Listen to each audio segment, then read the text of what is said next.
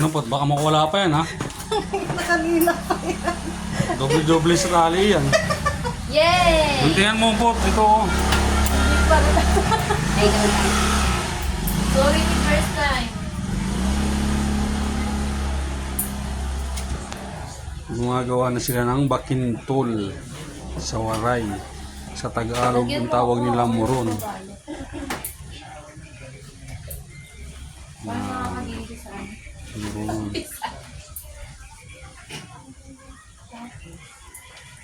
Pag masyadong mataba yan, punggok yan. Ano Hindi, yun? ano mo, para humaba. I-roll mo, yan. Hindi pantay yung laki. Hindi mo kasi ano eh. Pag si Awik, magaling ka mag-roll. Haha.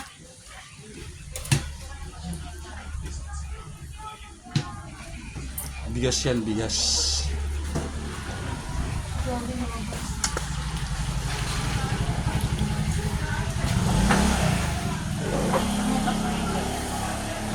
Bilis ah. Ginaganyan mo na yan, no? Linalamas-lamas. Para siyang imbutido ah.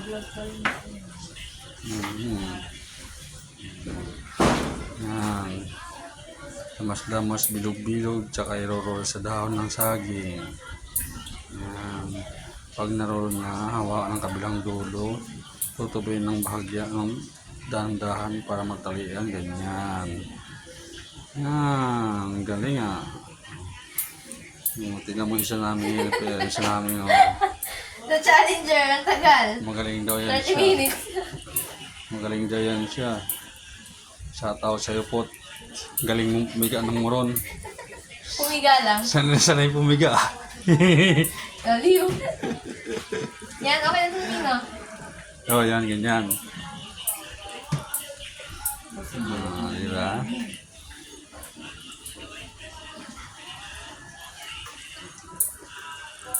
Shout out sa mga tambay dyan, no? Yung umuulan, hindi kayo makapaglaro ng basketball, no?